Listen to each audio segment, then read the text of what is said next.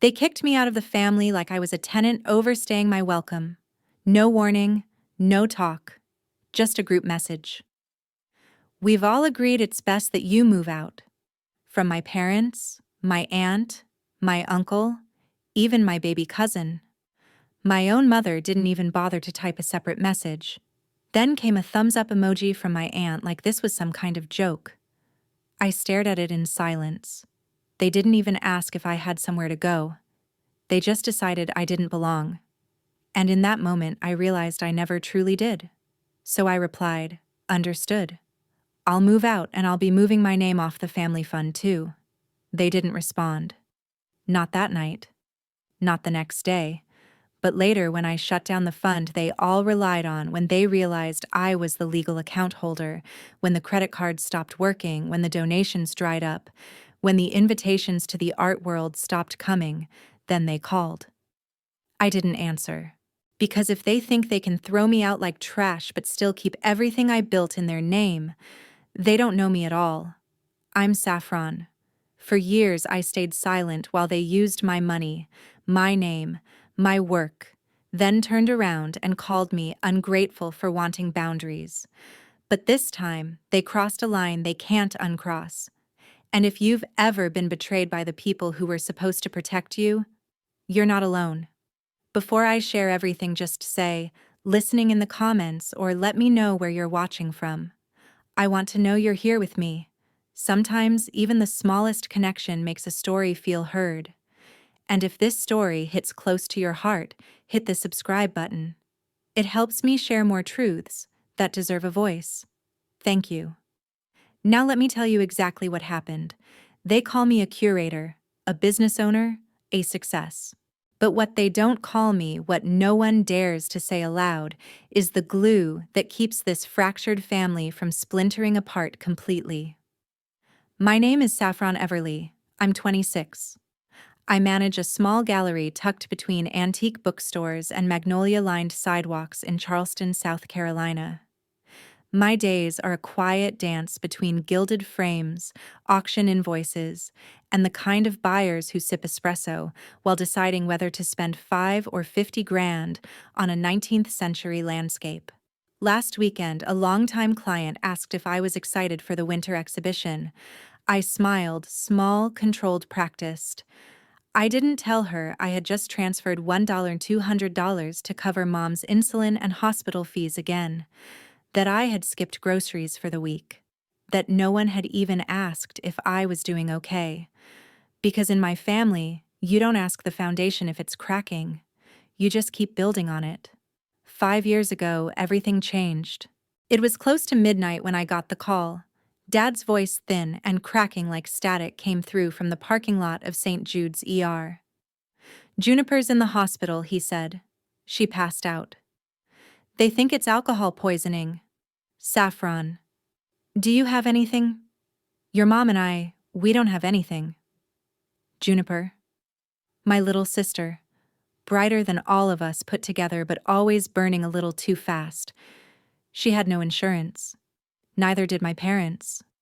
Without thinking, I drained the savings I'd built from reselling antique miniatures, $700–800 I'd saved, to open my own storefront one day. It vanished in a single wire transfer to the hospital. They called it a miracle. They said God had provided. But nobody asked how I'd gotten the money. Nobody offered to repay me. Nobody said thank you. It was just handled, erased as if it had never cost me anything at all. After that, I set up a family account, what I called the emergency pot, and what they quickly came to see as the bottomless well. I paid for everything: mom's prescriptions, dad's missed mortgage payments, Juniper's therapy bills, even the utilities when the lights flickered at their house. They gave me all the passwords and routing numbers, but only because no one wanted to deal with the paperwork. I wasn't trusted. I was convenient. No one ever asked how the account was doing. They only asked, is there enough? And I always made sure there was, even if it meant giving up on my own dreams. I declined a summer residency in Paris, postponed my plan to buy a house. I told myself I was being loyal, that this was what good daughters did. until I realized that somewhere along the way I had stopped being a daughter and started becoming an unpaid safety net. Sometimes I'd stand in the gallery late at night staring at a 17th century oil painting we were restoring.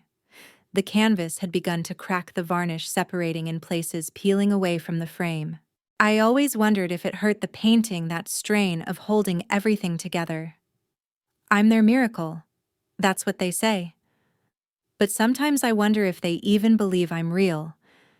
It was Christmas 2 years ago when something cracked. Not loudly, not dramatically, just like old wood under pressure. Quiet, inevitable, final. Juniper had a new apartment then, her fourth in 3 years.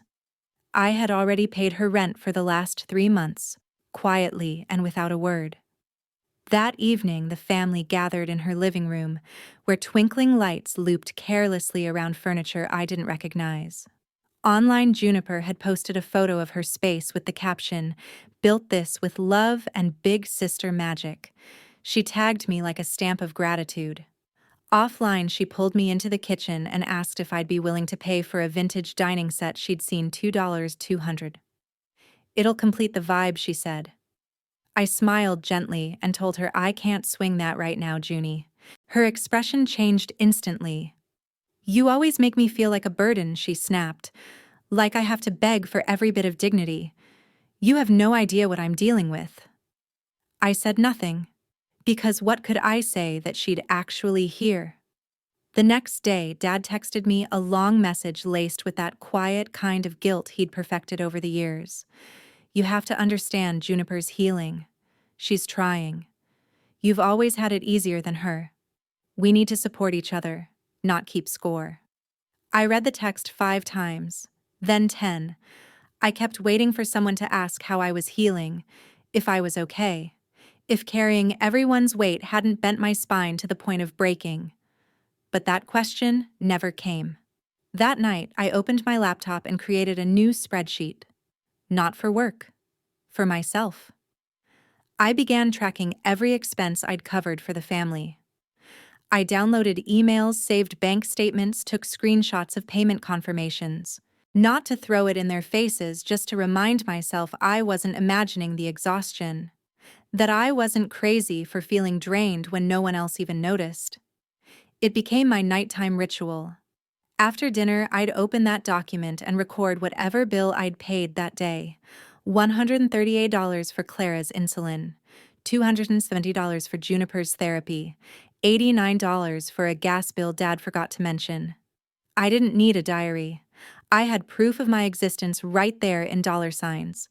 Then came the first red flag I couldn't ignore. A $300 transfer appeared on the account to Evelyn, my aunt. I hadn't authorized it. There was no memo. When I asked Dad about it, he shrugged. "Your aunt's gas got cut off. It's not a big deal." But it was. Not because of the money, but because I hadn't even been told. They were helping themselves now. My trust had become a doormat. And then the second cut. A girl I used to be friends with, Emma, was getting married. I had introduced her to her fiancé at a summer fundraiser years ago. When I saw the save the date on Instagram, I waited for my invitation. It never came. At a silent auction weeks later, I ran into her. She looked flustered, almost guilty. "I thought maybe you wouldn't want to come," she said. "Juniper mentioned you've been distant, that things were tense with your family." That's when it hit me. My sister hadn't just rewritten our family history. She was editing me out of it in real time. As I stood there, clipboard in hand, watching Emma mingle, I realized something. It wasn't just my money they were spending. It was my name, my presence, my story. And they were rewriting it without me. One transaction, one accusation, one subtle exclusion at a time. And all I'd ever wanted was to be part of the picture, one where I didn't have to hold the frame together by myself. It wasn't the screaming that wore me down, it was the silence. The kind of silence that hangs around the edges of Zoom calls and holiday dinners, the kind that makes you wonder when exactly you stopped being seen. Every month we had a family Zoom. The agenda was never formal, but I always started by giving financial updates: what bills had been paid, who still had pending invoices, any changes in the shared account. At first, it felt like management. By year 4, it felt like performance. One evening, I tried to pivot the conversation. I was finally curating an art exhibit at one of Charleston's top galleries. I began talking about the pieces I'd selected, the months of planning the press outreach. Dad interrupted. "What's she saying?" "Oh, Junie, how's the mold situation at your place? You get someone to look at the drywall." Yet Mom nodded solemnly, while Juniper ran her fingers through her hair and stared off camera. I stopped talking. I wanted to see what would happen if I said nothing. If I stopped offering updates, if I didn't remind them about the heating bill or the deductible on Mom's prescription plan. Would someone ask if I was okay, if I was eating or sleeping or even breathing? No one asked. The only message I received that week was from Lila, my cousin, quiet and sweet, and always caught in the crosshairs of Evelyn's ambition and the rest of the family's drama. She texted me, "You're the only reason this family's not on fire. If you walk away, it'll all collapse." I stared at the message for a long time before replying. "Do you think I'm a machine?" She didn't write back. By then I had memorized the ebb and flow of our family account, but something had changed. A new pattern had emerged: small withdrawals every Monday.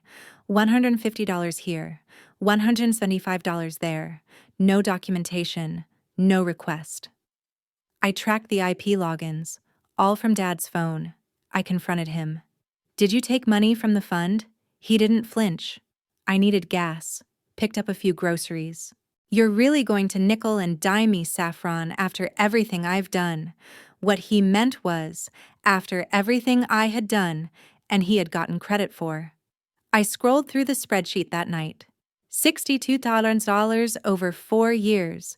Groceries, rent, therapy, diabetic meds, electric, water, bailouts, retreats, late fees, insurance.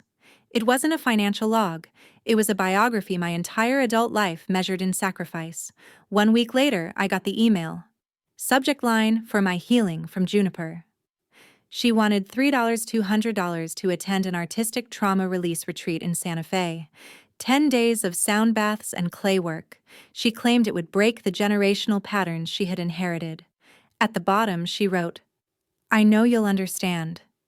It'll heal me.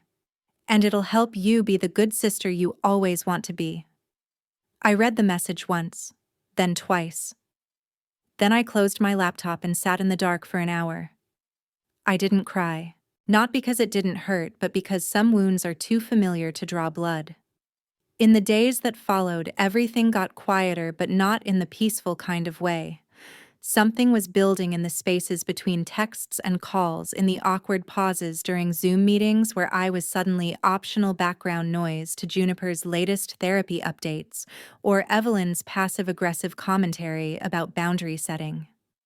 I tried again to share a bit of my world. I mentioned the Charleston exhibit. Said I'd been invited to speak at the opening. Dad cut in mid-sentence. Yeah, but Junie, about that leak under the sink. Did the landlord ever fix it?" Mom nodded. Juniper smoothed her hair and stared blankly at the ceiling, and I smiled so no one could see the wall cracking behind my eyes. 2 nights later, at 8:12 p.m., I got a message on the family group chat. Subject line: "We've talked." The message: "Saffron, we feel it's best if you take some space from the family for a while. Everyone agrees this is the healthiest choice. Thank you for everything you've done. But we need a more balanced dynamic moving forward." Beneath it, Evelyn sent a thumbs-up emoji. I stared at the screen for a long time. The silence behind those words roared louder than anything they could have said. They'd held a meeting. They'd had a vote. And no one had thought to call me. My reply was simple. Understood. I'll remove myself from the family fund tonight. I logged into the account, canceled all automatic payments, disabled bank access for everyone, transferred the remaining funds into a separate holding account to await IRS review, and closed the portal completely.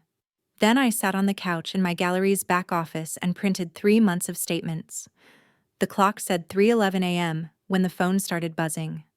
By morning, I had 89 missed calls, 17 voicemails, one from Dad shouting into the phone, "What the hell did you do? The bank flagged the account. Your mother can't get her medication. You can't just shut things down like that." They had no idea that they had already shut me down months ago. Later that afternoon, Lila created an emergency Zoom meeting. The usual faces appeared. Juniper's was red and tear-streaked. She launched into it before anyone else could speak. "You're punishing us, Saffron. You think you're helping, but you're hurting people. You don't get it. I'm in therapy, I'm fragile, and this is destabilizing me. Mom almost had a breakdown when the pharmacy declined her meds. You're playing power games with people's lives." I didn't interrupt her. I let the accusations pour in one after another until the screen felt like it was suffocating me. Then I shared my screen. My spreadsheet appeared 5 years of records, time-stamped, color-coded, annotated, rent payments, prescription receipts, insurance reimbursements, power bills, therapy sessions, Uber rides, over $87,000 in total, every dollar accounted for. "This," I said, "is the truth. And from now on, you'll be responsible for your own." No one spoke, not even Evelyn. It wasn't the amount that stunned them. It was the fact that I had receipts, that I'd kept track, that I hadn't been operating on blind loyalty and blindfolded generosity. I closed the spreadsheet. I logged off. I sat in the darkened gallery surrounded by restored landscapes and silent portraits, and for the first time in years, I didn't feel like I owed anyone anything. They hadn't removed me from the family. They'd just finally confirmed what I'd known all along. I'd never really belonged in it. A week had passed since I shut down the family fund. The silence that followed wasn't peace. It was the uneasy calm of a storm that hadn't yet decided whether to return. At the gallery, I immersed myself in work, thinking if I moved fast enough, maybe I could outrun the echoes. But quiet doesn't always mean stillness. Sometimes it's a trap. On a Thursday morning, a thick envelope arrived at the gallery addressed to me in stiff block letters. I opened it casually until I saw the bank's logo and the bold title, "Application for Business Line of Credit." My fingers turned cold. Someone had applied for an $80,000 loan using my Social Security number and tax ID. The business name listed, Juniper Rose, Art Restoration, LLC. I scanned the page again and again, willing it to change. The signature field held my name, Saffron Everly, in handwriting that mimicked mine poorly. Beneath it were 2 co-signatures, Elliot Everly and Clara Everly. I couldn't breathe. They hadn't asked for help this time. They'd taken it. That night, I received a text from a number I didn't recognize. It was Juniper. "I need your help. Everything's frozen. If you reactivate the fund, they'll forgive you." Forgive me? As if I'd burned the house down and not them. As if I hadn't spent years holding up the roof while they danced under it. The next morning, I contacted a lawyer. I printed every email, every screenshot, every message Juniper had ever sent, referencing her idea for an art restoration brand. I matched the signature on the loan application with old documents to prove forgery. My attorney filed a fraud claim with the bank and began the process of freezing all further applications under my name. We looped in the IRS. I locked my credit reports, set alerts, set boundaries. And still the betrayal clung to me like smoke. While gathering digital records, I came across a 4-year-old email from Uncle Amos. He'd vanished from the family years ago, dismissed as irresponsible, a man who never paid anyone back. The email was short. "If you ever feel like something doesn't sit right, call me." I did. Amos answered on the second ring. "Took you long enough." He told me how my father had forged his signature on 3 separate loan documents over the course of a few years. When Amos discovered it, he confronted them. Their response: it was a mistake. A clerical error. A slip of the hand. Amos cut ties that day. Never looked back. "You're not the first kid," he said. "You just stayed longer in the fire." I wasn't alone. I wasn't crazy. A few days later, I received an email from someone unexpected: Finn Juniper's ex-boyfriend. "I know this might seem out of the blue, but I thought you should know Juniper once tried to get a loan in your name. Said it was a joint business idea. I didn't go along with it. Just figured you'd want to know." I forwarded that email to my lawyer. One more thread unraveling from the tapestry of lies. And somewhere between the betrayal, the documents, and the cold bureaucracy of protecting my name, something inside me shifted. For years, they'd treated my identity like a communal coat, passing it around, trying it on, tearing the seams, and I'd let them. But not anymore. After filing the fraud reports and locking down every inch of my identity, I thought I'd crossed the halfway point. I even began prepping for the Charleston exhibition, the first time I'd be curating solo. My vision board was covered in sketches, floor plans, and lighting mock-ups. It felt like building something just for me. But the world I knew was already changing, and not in the way I hoped. It started with a morning whisper. "Have you seen this?" my assistant asked, holding up her phone. The blog post was titled, "When Family Turns Its Back." Written anonymously, but the cadence, the metaphors, the turns of phrase, they were unmistakably Juniper. She'd always written like she was journaling for an audience. The story painted me as a cold, money-hungry sister who had commandeered the family's finances, locked away medication from a sick mother, and emotionally tortured a vulnerable artist in recovery. There were screenshots selectively cropped of old conversations, a quote about me withdrawing affection like it was cash, and worse, the blog began trending in local artist circles. Charleston's scene is small and full of tight-knit groups who love a redemption arc or a villain. I apparently had been cast as the latter. In the span of 3 days, I lost over $22,000 in commissions. A collector I'd worked with for 2 years sent a curt message: "We're going to pause our purchase. Just need to let things settle."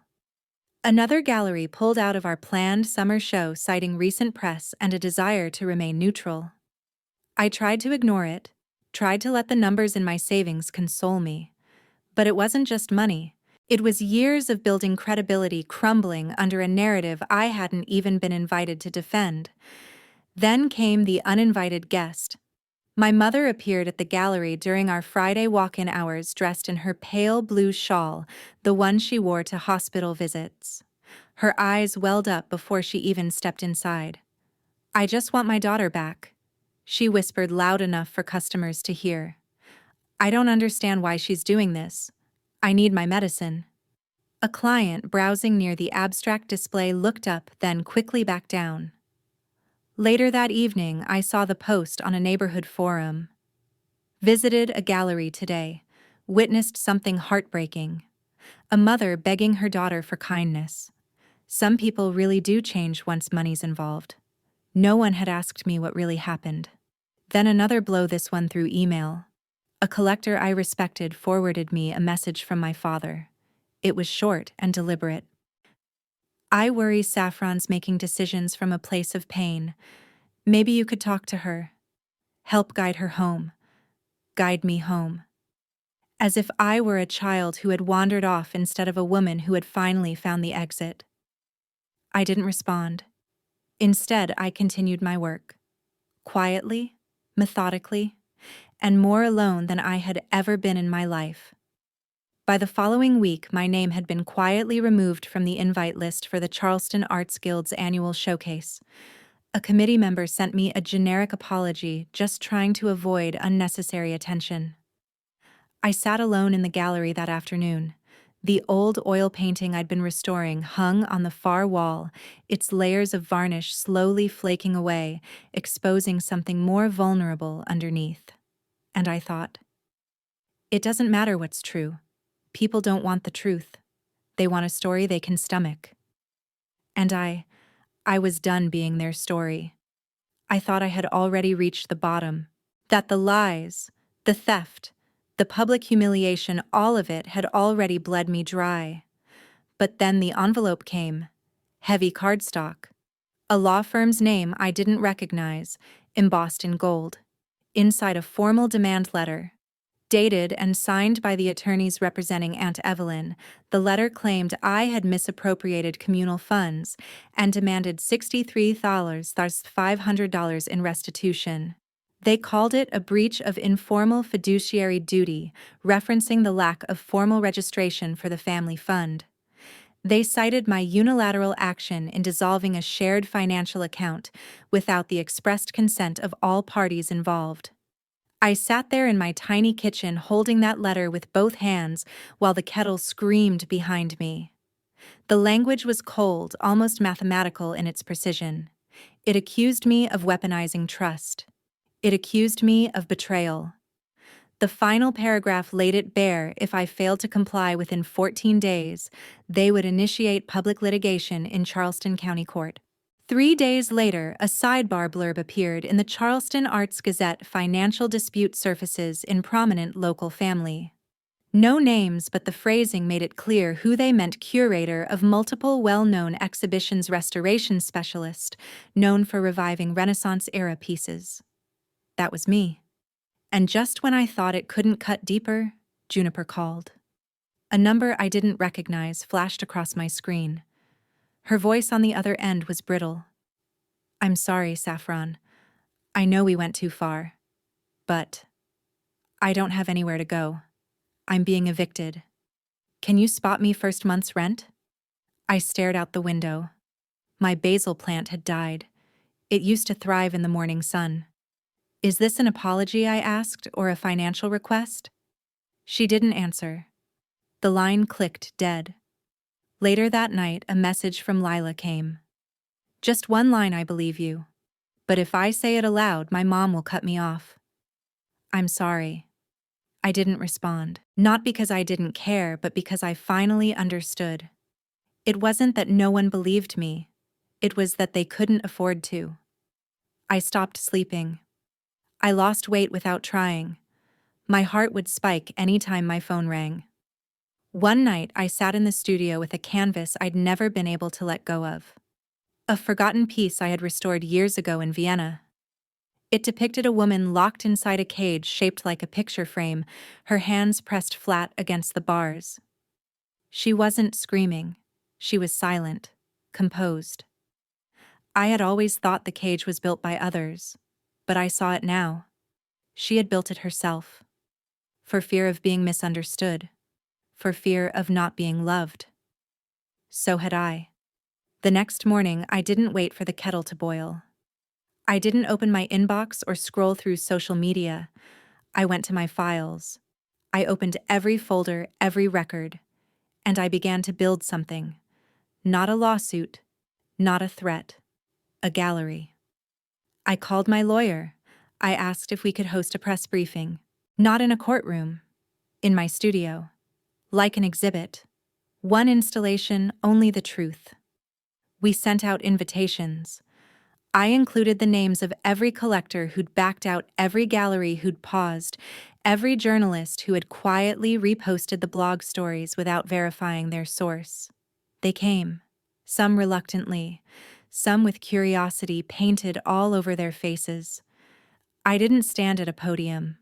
I stood beside a single table with a projection screen above it. No music, no wine, just a woman with 5 years' worth of documents. I began with the ledgers, $87,000 in transactions dates, vendors' descriptions, gas for Elliot, medical supplements for Clara, art materials Juniper claimed she couldn't afford, all listed time-stamped. Then I shared the fraudulent loan application. Highlighted the forged signature, my SSN, the fake business name, the bank's investigation notice. I showed the text from Juniper asking me to reopen the fund for forgiveness. The email from Finn saying she had tried to borrow under my name. The phone call with Uncle Amos describing how my father had once taken out loans in his name without consent. Then I paused. "I'm not asking for pity," I said. "I'm asking for context. Not for what you read in a blog, but for what was never said." I could feel the air shift. I heard no gasps, only silence. Then a soft sniffle. An elderly woman in the second row wiped her eyes and whispered, "You're not ungrateful. You're brave." The fallout began quietly. A week later, Juniper's accounts were flagged by the bank. Clara and Elliot received legal summons to answer questions about potential fraud. Evelyn's name was removed from the board of a community arts grant she once chaired. No one called to deny it. No one apologized either. But something had shifted. After everyone left, I stayed behind. The studio felt like a different space, like a house exhaling after years of holding its breath. I took the painting of the caged woman from Vienna and rehung it in the main room, but this time I removed the frame. Beneath the bars there was a second layer I hadn't seen before, an unfinished doorway painted faintly in gray and gold. A door cracked open leading to something undefined. I looked at her, then at myself. Not every painting needs to stay in its original frame. Some need to be set free. And maybe so did I. In the days following the gallery disclosure, the silence from my family was louder than any confrontation could have been. No texts, no emails, no knocks at my door. But the world outside my family responded like a tide rolling back in. Collectors wrote to apologize. Galleries that had withdrawn contracts reached out with offers. Former clients asked to return their pieces not for reappraisal, but to have them touched by your hands again. A gallery in Savannah extended an invitation to curate the National Heritage Exhibition, the most prestigious antique showcase of the year. They said my courage was part of the story they wanted to tell. Meanwhile, the consequences began landing elsewhere. A formal notice arrived from the bank. Juniper had been officially charged with credit fraud. Her assets were frozen. She was barred from starting or holding shares in any business for 5 years. A short email followed from her. "I'm sorry. I was wrong. But you also made everyone hate me. Hope you're satisfied." I stared at it for a long time, then archived it. Responsibility without repentance was just another kind of manipulation. The same week I received a letter from the credit bureau informing me that Elliot and Clara, being co-signers on the fraudulent loan, were placed under restricted credit status. They would need to repay the outstanding balance and were barred from financial lending for 3 years. A handwritten note followed, shaky cursive, "We're sorry. We know we failed you. Please reconsider. Family is still family." I didn't tear it up. I didn't write back either. I slid it into a drawer. A closed chapter didn't require rage, just distance. And then the final pillar gave way. A former donor publicly accused Evelyn of using charitable funds to promote personal events for Juniper. The story spread fast. Several arts foundations removed her from their advisory boards. An open letter circled through the arts community. Ethics are not optional when you manage trust. I didn't rejoice. I just sat with the clarity they had never expected anyone to say no. And yet, not everything that fell away left a void. Finn emailed me. He wrote about how Juniper had manipulated him too, gaslighting, borrowing money in his name, isolating him from his friends. "You're the only one who ever stood up to her. Thank you." And then Lila. "Aunt Evelyn told me to cut you off." I told her no. I don't want to be part of that kind of family anymore. We met at a cafe the following Sunday. She hugged me so tightly my eyes watered. It was the first time I laughed, really laughed, in what felt like years. That evening, I mailed a notarized letter to the Everly Family Trust. I formally renounced all inheritance rights. Then I filed the paperwork to change my legal surname. I kept Saffron. I dropped Everly. It wasn't about erasing where I came from. It was about no longer letting their name define the parts of me they tried to destroy. I arrived in Savannah with 2 suitcases, 1 crate of art supplies, and a signed lease for a sunlit space on Whitaker Street. The new gallery had floor-to-ceiling windows that caught the late afternoon light, and across the street a pianist played Chopin at a sidewalk cafe. I painted the walls a soft eggshell not for elegance, but for softness. The National Heritage Exhibition launched in that very space. Collectors from across the country arrived. Forgotten works found new homes. Young artists who had been overlooked stood proudly beside their pieces. It felt like a room breathing again. Then came the book offer. They wanted a technical manual on art restoration. I gave them something else. Restoring what they tried to erase, a book about reclaiming personal dignity through the delicate process of healing objects' memories and selfhood. It wasn't about paint. It was about permission. To tell the truth. To be more than what others tried to frame you as. The first royalty check went straight into a scholarship fund, the Restoration Fund for artists from fractured homes. For those who carried silence like a second skin. No anonymous donors. No blurred lines. Every dollar accounted for. Every boundary honored. One day, Lila told me Juniper had relapsed, lost her apartment, fired from her job. Now, in a state-mandated rehab center. Weeks later, I received a letter from her written in looping ink on lined paper. I don't know how it got this far, but thank you for once trying to save me. I wish I'd known how to keep it. I folded the letter and placed it in a wooden box I kept locked in my closet. I never opened it again. Elliot and Clara moved into a small apartment on the outskirts of town. A former client ran into them and told me, "They still say you betrayed them, that you ruined everything." I didn't feel angry. I felt relief. I no longer needed their approval. I had my truth, and that was enough. The final night of the exhibition, I stood before a canvas once considered too damaged to display. It was now the centerpiece of the entire collection. A young artist came up to me, shy and luminous. "I read your book," she said. "It made me want to paint again. You don't know how many people you've saved." I smiled, not modestly, but fully. Outside, the street lamps cast golden patterns across the glass walls. I stepped onto the balcony, the city humming below, strangers moving like quiet stories in motion. None of them bore my name. None of them knew the full wreckage I came from. But I didn't feel the absence of anything. Freedom, I had learned, wasn't escape. It was choosing to stay with the truth and live in it fully without apology. Like a painting, unframed, finally breathing.